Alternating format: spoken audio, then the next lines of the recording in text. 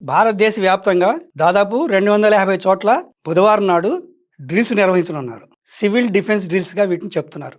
అంటే ఏంటంటే యుద్ధం కనుక వస్తే ఎలా అప్రమత్తంగా ఉండాలి, ఎలాంటి చర్యలు తీసుకోవాలి, ఎలాంటి ముందస్తు జాగ్రత్తలు తీసుకోవాలి అనేది ఒక ప్రాక్టికల్గా దాన్ని చూడటం, అవసరమైన చర్యలు తీసుకోవటం అనేది దీని ఉద్దేశం.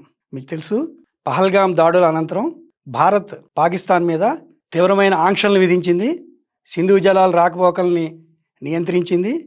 అలాగే పాక్ చేస్తున్న కవ్వింపు ధోరణికి వ్యతిరేకంగా సరిహద్దుల దగ్గర పాక్ కాల్పులు జరుపుతోంది, దాన్ని రిటాలియేట్ చేస్తోంది. అలాగే ఎయిర్ షోర్స్ నిర్వహిస్తోంది పాకిస్తాను, దానికి ప్రతిగా భారత్ కూడా చేస్తోంది. పాక్ని కట్టడి చేయడానికి అన్ని రకాలుగా ప్రయత్నిస్తోంది. ఈ నేపథ్యంలో దేశవ్యాప్తంగా ఒక వాతావరణాన్ని అంటే అప్రమత్తతను సూచించడానికి వీలుగా ఈ డ్రిల్స్ నిర్వహించాలని భారత హోంమంత్రిత్వ శాఖ అన్ని రాష్ట్రాలని, కేంద్రపాలిత ప్రాంతాలని ఆదేశించింది. దీనికి సంబంధించిన ఏర్పాట్లు ఆల్రెడీ ప్రారంభమయ్యాయి. ఈ సందర్భంగా దాదాపు 250 ప్రాంతాల్లో ఇవి జరుగుతాయి, సివిల్ డిఫెన్స్ డ్రిల్స్ జరుగుతాయని ప్రభుత్వం ప్రకటించింది.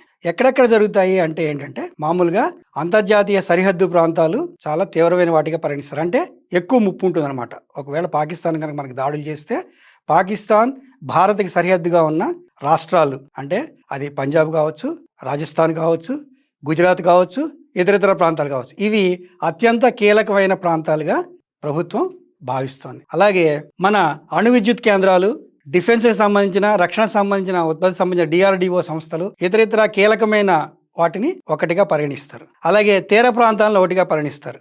అంటే అత్యంత తీవ్రమైన ప్రాంతాల్లో ఢిల్లీ ఒకటి ఉంది. అలాగే తారాపూర్ అణు విద్యుత్ కేంద్రం అన్ని కీలకమైన ప్రాంతంగా గుర్తించారు. ఇది ఏ కేటగిరీలోకి వస్తుంది. బి కేటగిరీలో మన తెలుగు రాష్ట్రాలకు సంబంధించిన హైదరాబాదు, విశాఖపట్నం ఉన్నాయి. ఇక మిగతావన్నీ సి కేటగిరీ. అంటే దేశంలో 250-53 వరకు ఉంటే అందులో ఎక్కువ భాగం బి కేటగిరీలో ఉన్నాయి.